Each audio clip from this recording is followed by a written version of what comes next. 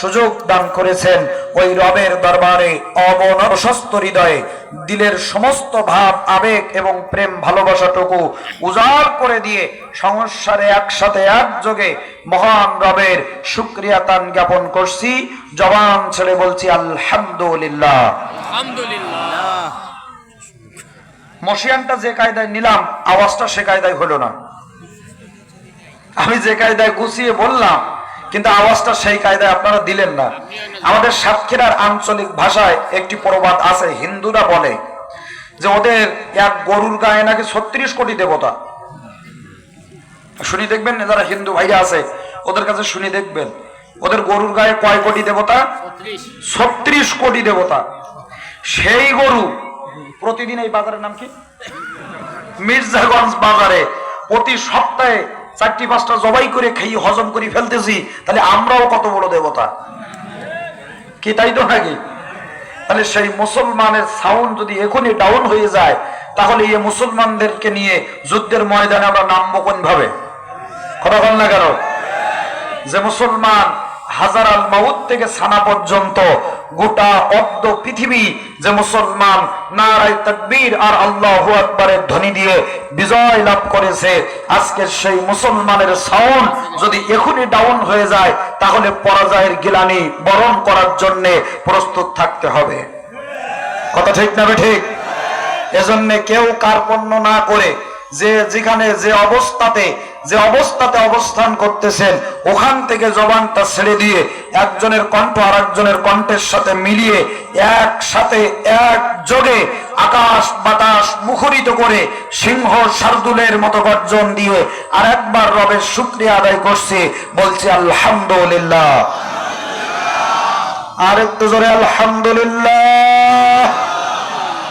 লক্ষ কোটি দরুদ ও সালাম দোজাহানের বাদশা নবী সাইয়্যিদুল মুরসালিন সাইয়্যিদুল কাওনাইন শাফিয়াল মুজনাবিন, দলিত মথিত নির্যাতিত নিষ্পেষিত নিগৃহীত মানবতার একমাত্র বন্ধু জনাবে মুহাম্মাদুর রাসূলুল্লাহ সাল্লাল্লাহু আলাইহি ওয়াসাল্লামের উপরে মাগফিরাত কামনা করছি।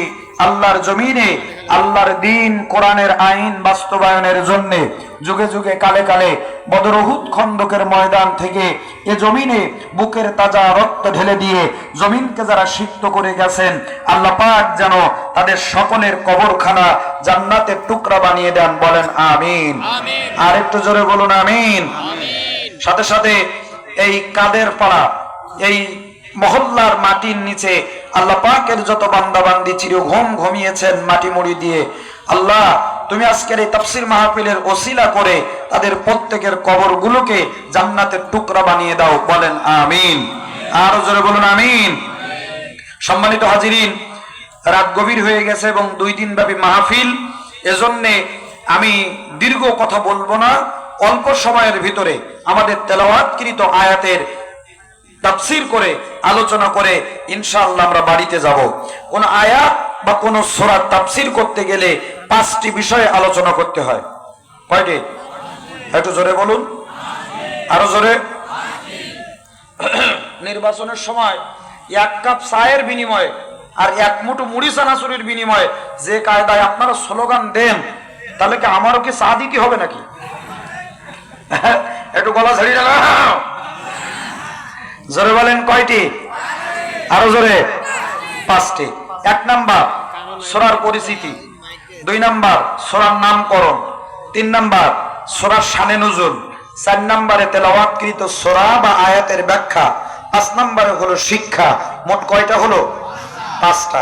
কোন আয়াত বা কোন সূরা তাফসীর করতে গেলে এই 5টি বিষয়ে আলোচনা করতে হয়। আসেন প্রথম নাম্বার পয়েন্ট, সূরার পরিচিতি। পবিত্র কোরআনুল কারীমে সূরা রয়েছে 114টি। কতটি? 114টি। এই 114টি সূরার ভিতরে আজকের আমাদের তেলাওয়াতকৃত সূরার নাম্বার হচ্ছে 74। কত? 74 নাম্বার সূরা। 74 নাম্বার সূরা। এই সূরার ভিতরে ভালো ছিল তো? কি হলো?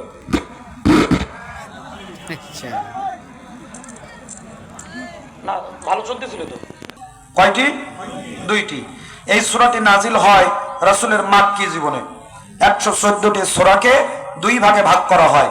একটা হলো মাক্কি আর একটা হলো মাদানী।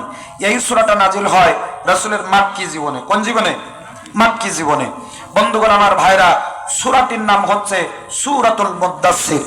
সংক্ষেপে আমি আপনাদের সম্মুখে আমার তেলাওয়াতকৃত সূরার পরিচয় আপনাদেরকে দিলাম। এই সূরার পরিচয় আপনারা পেয়েছেন তো? ইনশাআল্লাহ। পরিচিত হয়েছেন তো? এবার আসুন নাম করো। সূরার কি নাম বললাম? মুদ্দাসির। একটু জোরে বলুন। মুদ্দাসির। মুদ্দাসসির। মুদ্দাসসির শব্দের শাব্দিক অর্থ হলো কম্বল দ্বারা আবৃত। কি দ্বারা আবৃত? কম্বল দ্বারা আবৃত, কম্বল দ্বারা ঢাকা, কম্বল দ্বারা মোড়ানো, কম্বলের নিচে শুয়ে থাকা নবী। জোরে কোন সুবহানাল্লাহ। আমার ভাইরা, এই সূরার প্রথম নাম্বার আয়াত ইয়া আইয়ুহাল মুদ্দাসসির, এই প্রথম নাম্বার আয়াতের শেষ শব্দ মুদ্দাসসির থেকে এই সূরার নামকরণ করা হয়েছে সূরাতুল মুদ্দাসসির। জোরে কোন সুবহানাল্লাহ। তাহলে পরিচয় গেল, নামকরণ গেল। এবার আসুন শানে নজুল। কেন আল্লাহ রাব্বুল আলামিন আমার নবীর উপরে এই সূরাটি নাজিল করেছেন জানার দরকার আছে না নাই? আরো জোরে বলুন, আছে না নাই? আসুন, আল্লাহ রাব্বুল আলামিন বলেন ওয়ালাকাদ বাআসনা ফি কুল্লি উম্মাতির রাসূলা, যুগে যুগে কালে কালে আমি আল্লাহ পাক মানুষদেরকে হেদায়েতের পথে আনার জন্য নবী এবং রাসূলদেরকে প্রেরণ করেছি। কাদের প্রেরণ করেছি?